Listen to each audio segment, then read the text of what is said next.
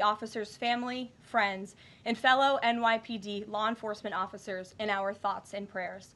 The President has always, and will always, proudly stand with our men and women in blue.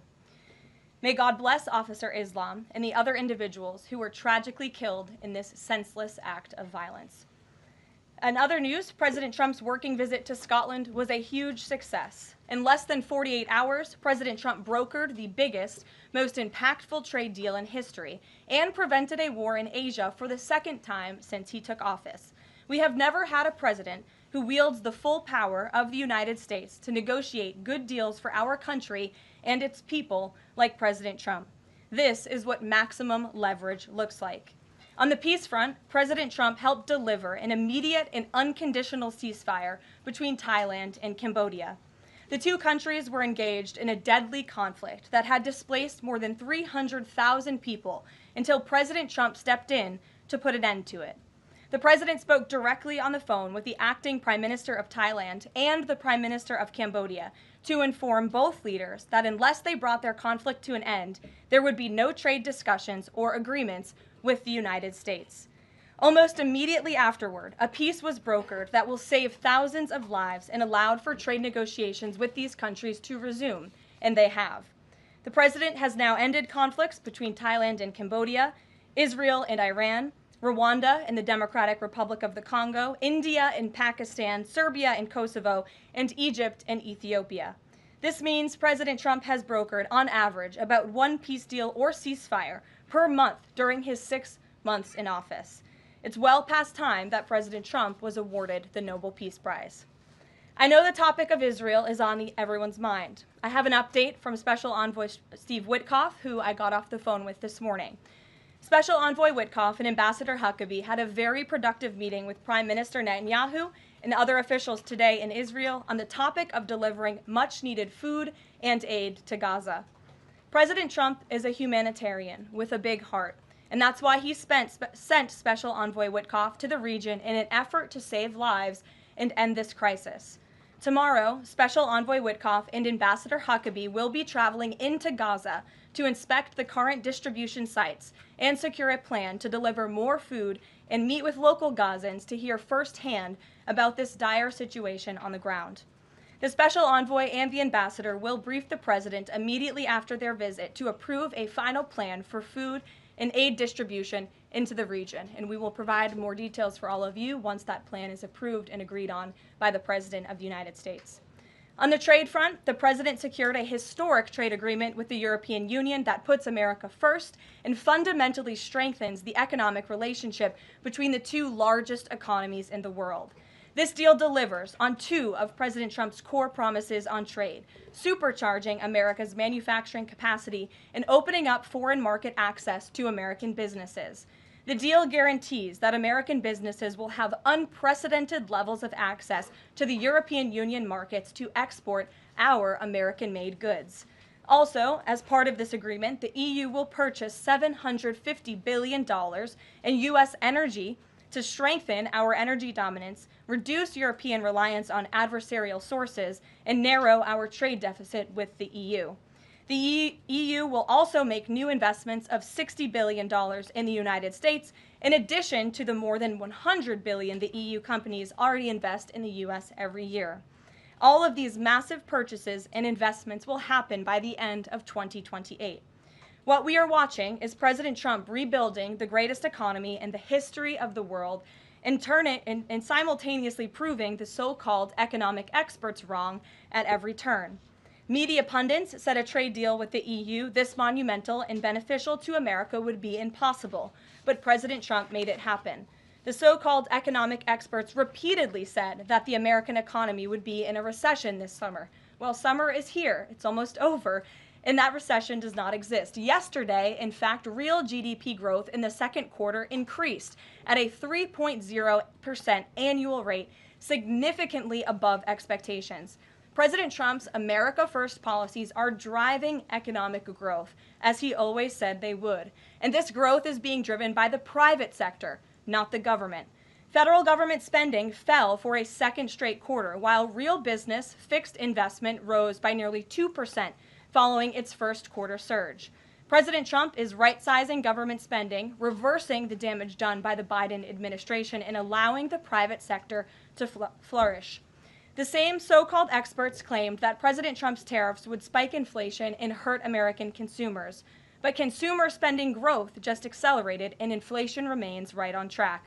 For the past 5 straight months, core inflation has come in below market expectation and remains in line with the Fed's 2% inflation target. Meanwhile, customs and tariff revenues have already totaled more than $150 billion since President Trump took office, leading to the first June budget surplus in nearly a decade.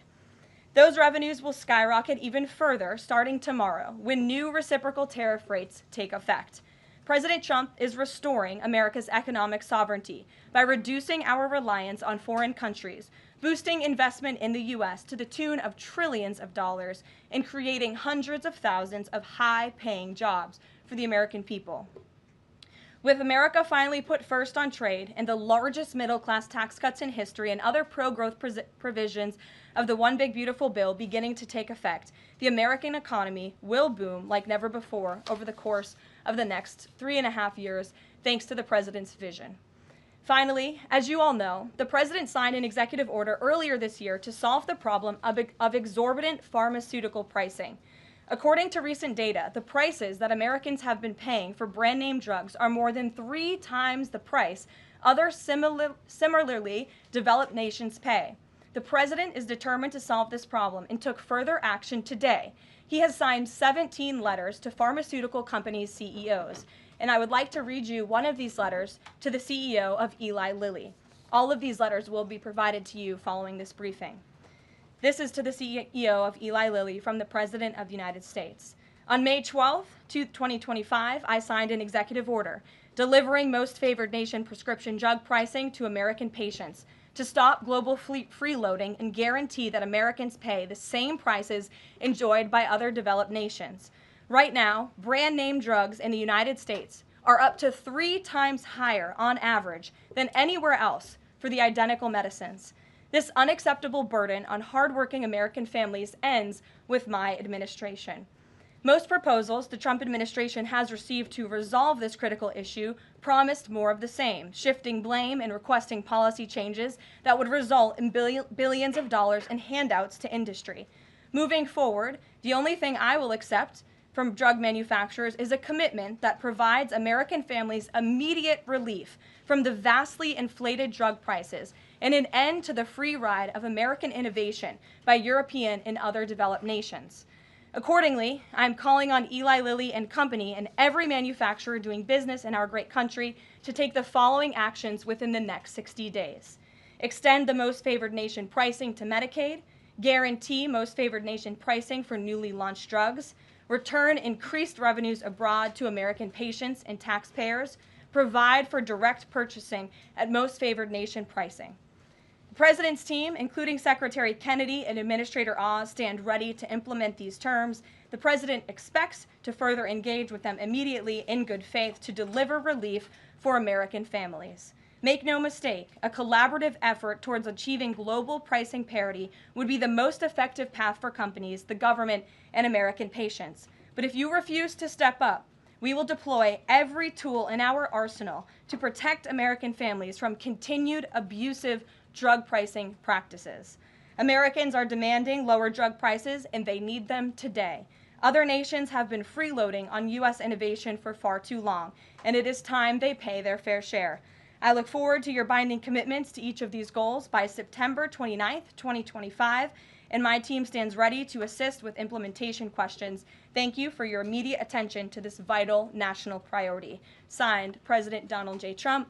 Again, to the CEO of Eli Lilly. This letter, in its form, has been designed for each of the 17 major drug and pharmaceutical companies in the United States, and we're happy to provide you the full list. And I believe you will see all 17 letters popping on Truth Social very shortly, so you can look out for those, and I'm happy to take any further questions.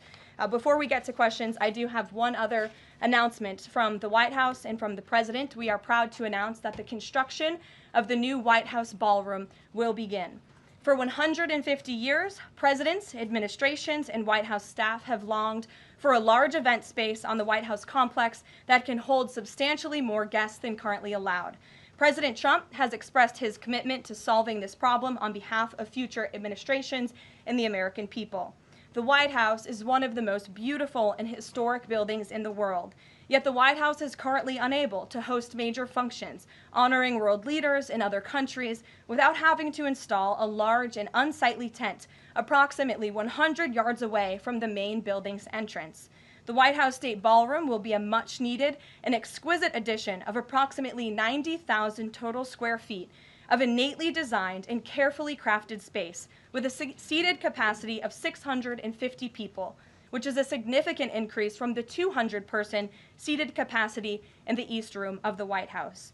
In recent weeks, President Trump has held several meetings with members of the White House staff, the National Park Service, the White House Military Office, and the United States Secret Service to discuss design features and planning.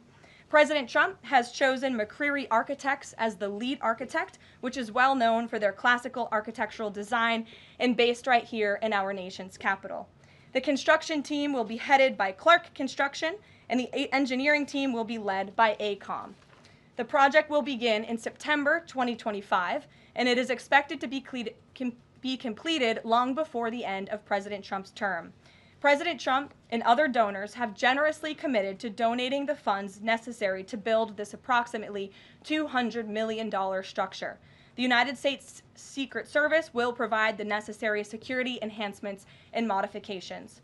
The White House Ballroom will be substantially separated from the main building of the White House, but at the same time, its theme and architectural heritage will be almost identical. The site of the new ballroom will be where the small, heavily changed and reconstructed East Wing currently sits. The East Wing was constructed in 1902 and has been renovated and changed many times, with a second story added in 1942. White House Chief of Staff Susie Wiles has provided the following statement. President Trump is a builder at heart and has an extraordinary eye for detail. The President and the Trump White House are fully committed to working with the appropriate organizations to preserve the special history of the White House while building a beautiful ballroom that can be enjoyed by future administrations and generations of Americans to come. In the White House, we will continue to provide the American public and all of you in the press with updates on this project at whitehouse.gov/visit. And if you go there shortly, you will be able to see renderings and visuals of what this ballroom will look like, both the exterior and the interior. I have provided some photos for all of you in the room today. This is the interior of the ballroom space. It's quite beautiful. And then this is the exterior of the ballroom space. As you can see, it will come off of the executive mansion as it sits today, and the East Wing will be modernized and renovated. We're happy to answer any further questions on that, Jennifer. Since you're so eager, I will go to you, but first, as always, I want to start with our new media seat, Ben Weingarten. Why don't you go ahead, Ben? Thank you. In light of the release, the declassification of the annex to the Durham report today, beyond any potential prosecutions, the outcomes of which will likely be uncertain, what does the President believe justice for Russiagate ought to entail? Might it include restitution for those whose lives were upended as a consequence of Russiagate, and perhaps a major reorganization of the national security apparatus? Well, I think a major organization of the national security apparatus, at least here at the White House within the National Security Council, has indeed taken place, and the President entrusts his current CIA director, John Ratcliffe, and our ODNI director, Tulsi Gabbard, to make the necessary changes to ensure classified intelligence, especially that could implement or hurt the national security of our country, does not make its way into the hands of irresponsible actors who want to politicize that intelligence for their own end. Since you brought up the declassification report that was put out by Senator Grassley today, I'm glad you brought it up, because this should be a story every outlet in this room should be covering. This is further evidence that Hillary Clinton approved the Russia hoax against President Trump. Her campaign financed it. Again, she approved it. And the FBI and the CIA were both weaponized to, as our director of CIA has said, accelerate this hoax against then-candidate and former President Trump. To answer the heart of your question, the President wants to see justice served, and he trusts the Attorney General and the Department of Justice to implement that justice and hold these people accountable. One more question, briefly, Sure. if I may, on a totally different topic. There's been legislation reintroduced in the House and Senate on designating the Muslim Brotherhood as a terrorist organization. The Muslim Brotherhood is considered by many to be the fountainhead of Sunni Islamic supremacism from which Hamas and other groups have spawned, with a nexus to domestic organizations as well. Does the president support designating the Muslim Brotherhood as a terrorist organization? Frankly, I'm not sure because I haven't talked to him, and I would never want to get ahead of the National Security Council on specific designations. It sounds like something this administration would support, but we can get a firm answer for you. How's that? Thank you. Thanks for being here. Jennifer, go ahead. Eager beaver today. How much of the East Wing will be torn down? The entire East Wing or just parts of it? So the East Wing is going to be modernized. The necessary construction will take place. And for those who are housed in the East Wing, including the Office of the First Lady, the White House Military Office, the White House Visitors Offices, those offices will be temporarily relocated while the East Wing is being modernized. And then on Israel-Gaza, there are some reports that negotiations with Hamas might not be continuing. Did you get any updates from Steve Witkoff on that? I did. Special Envoy Witkoff is actively talking with our counterparts in Israel about that, and he wants to give some grace to the president so he can fully brief the president on what he's learning on the ground in both Israel and Gaza.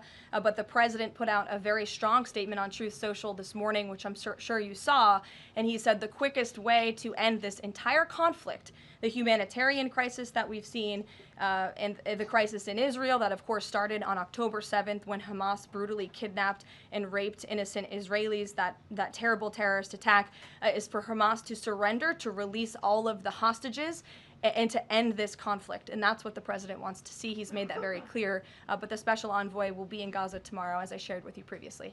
Josh. Can you give us a little more clarity on the tariff timing? You said that the reciprocals will take effect tomorrow. Yes. Does that include the new auto rates, for instance, on Japan, Korea, the EU? Is this all coming effective tomorrow? So some of the countries you just mentioned, Japan, South Korea, they have bespoke trade deals that the president cut, which, just to backtrack for a second, Josh, we promised that the president would negotiate with countries all around the world to cut tailor-made trade deals depending on those countries' challenges, how badly they've ripped off the United States of America and our manufacturing industry and our workforce in the past. And he has done that. Of our 18 major trading partners, 2/3 of those trading partners have a deal. We've sent out 17 letters to countries around the world. And the rest of those countries that either do not have a deal or have a letter, they will be hearing from this administration by the midnight deadline tonight. So yes, tomorrow, August 1st, the reciprocal rates will be going into effect. If more deals are cut between now and midnight, I will never count out the president. You've seen him do it before. He cut 3 deals in one day very recently. So we'll see what happens. I do know foreign leaders are ringing his phone, realizing this deadline is a real thing for them tomorrow, and they're bringing offers to the table. And we were reporting that the president wants to meet David Solomon of Goldman Sachs today. Can you say what they'll discuss, if anything, in that meeting? I won't discuss the president's private meetings from this podium, and it hasn't taken place yet unless he gives me liberty to do so. And finally, have you talked with the president about his position on the stock trading ban bill before Congress? He obviously had pretty loaded comments about Senator Hawley. There's some reporting that they've since spoken. What is his position on the current status of that bill? The president has spoken to Senator Hawley, who called him, and the president took that call.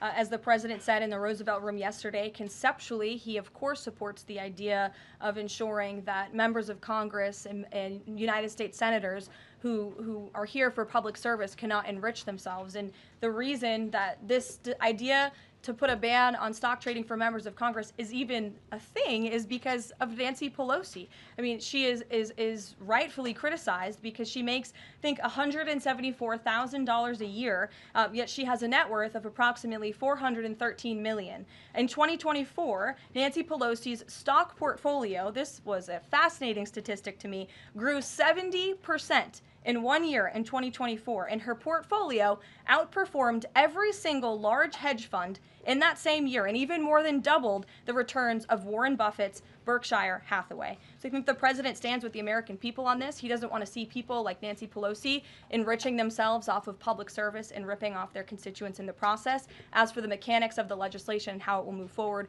the White House continues to be in discussions with our friends on Capitol Hill. Emily, in a new seat today. Thanks, Caroline. I wanted to ask about this report that the president wants to host a G20 meeting at Trump-Durrell. How is he going to do that, considering all the preparations that have been going on in South Africa? And also, would that be seen as his businesses possibly profiting from hosting this kind of meeting? I would reject that premise entirely. We have announcements and details forthcoming on the G20, but my understanding is no firm announcement is ready to be made at this time. I did see the report, but we're not in a place to confirm it just yet. Michelle?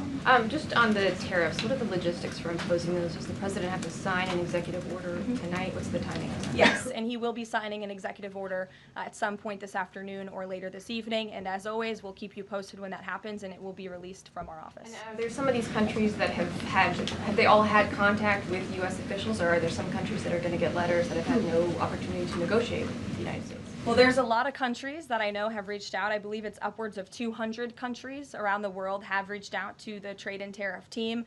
Of course, as I said previously and the president said, we're going to prioritize our key trading partners, which we have done. Like I said, of the 18, 2/3 of those we have cut these tailor-made deals with. But I do know that the trade team has been working around the clock to try to be in correspondence with as many countries as possible. But if they haven't heard from us yet, they will in the form of a letter or an executive order by midnight tonight.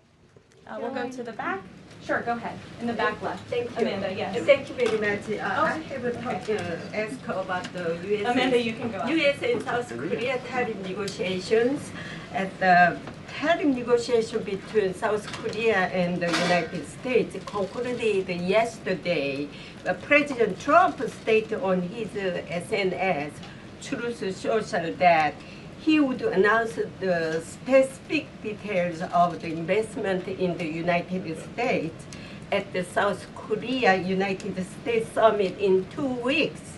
My question is this tariff negotiation a final agreement, or is further negotiation necessary? Well, yes, as you know, the president met with representatives of the Republic of South Korea here at the White House yesterday, and they did, in fact, reach a deal. And South Korea will pay a 15% tariff rate, including 15% on autos, while providing historic market access to American goods like autos and rice. Korea will purchase $100 billion in American energy by 2028. And the centerpiece of this deal is that South Korea has agreed to invest $350 billion at the president's direction to revitalize American industry. 90% of those profits will go to the United States government to help pay down our debt and for other matters at the president's choosing. So it was a very successful meeting yesterday.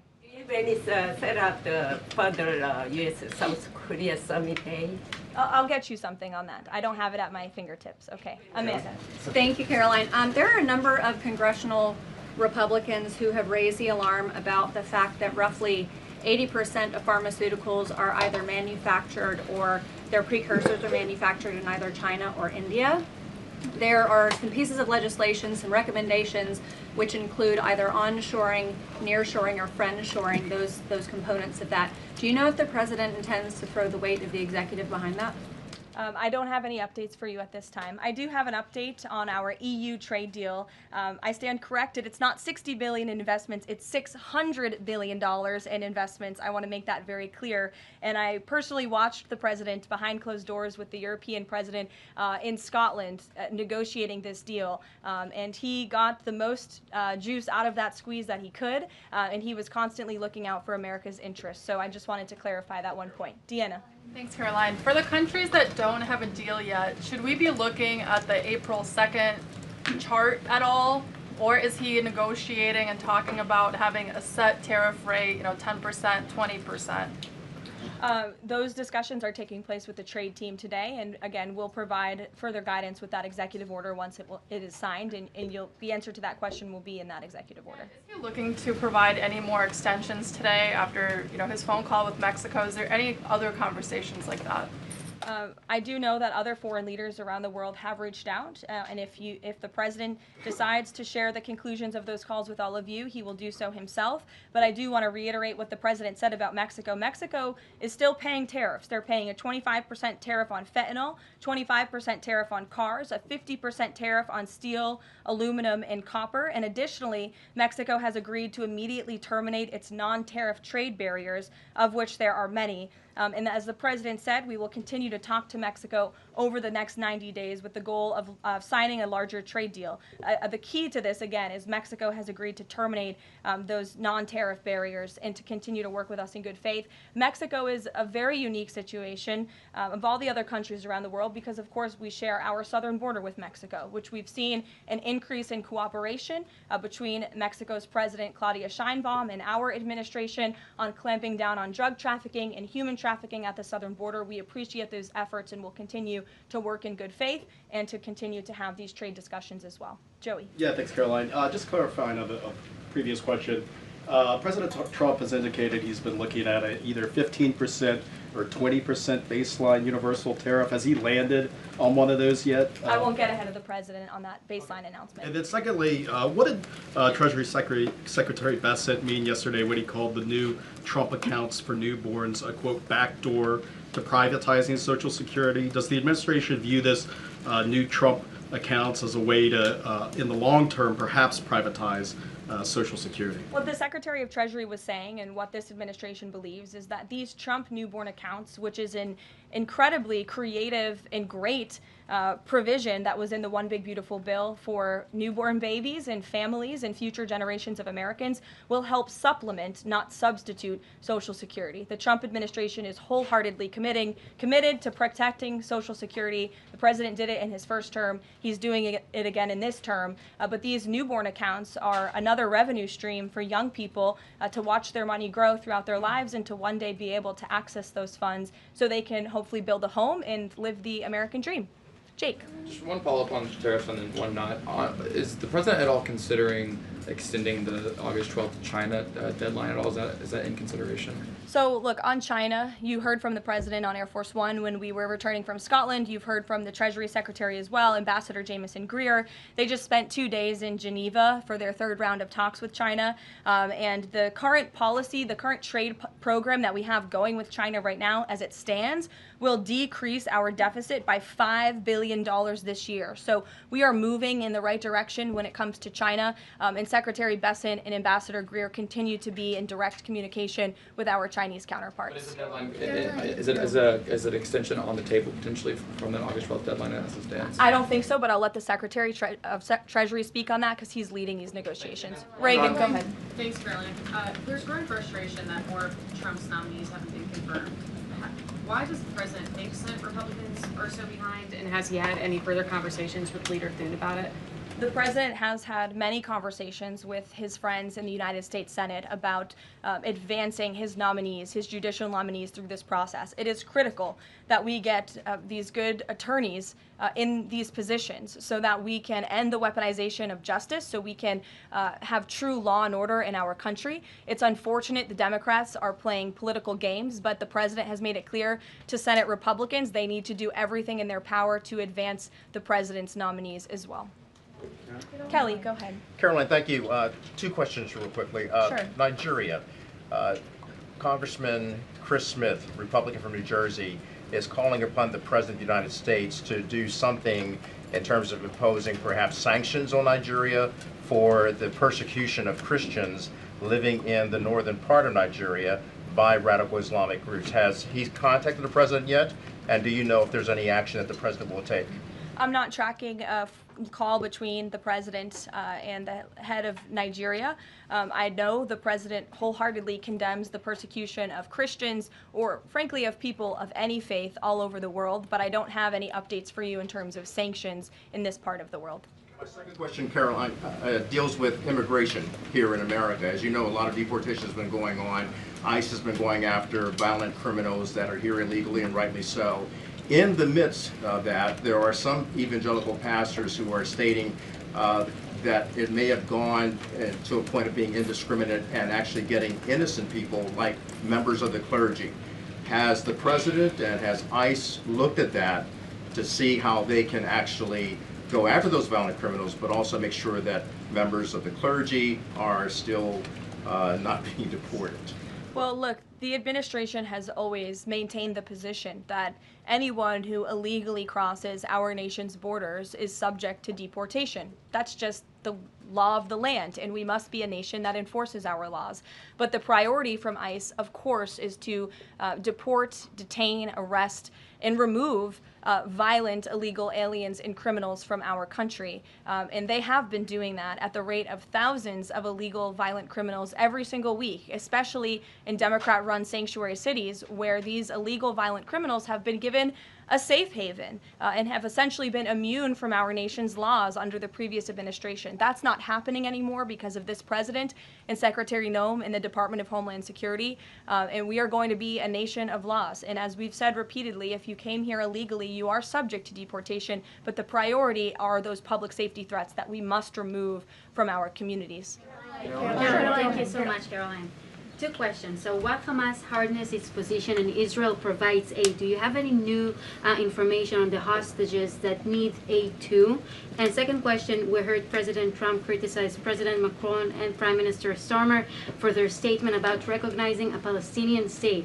What is the president's position on recognizing a Palestinian state, and will he recognize Israeli sovereignty in Judea and Samaria?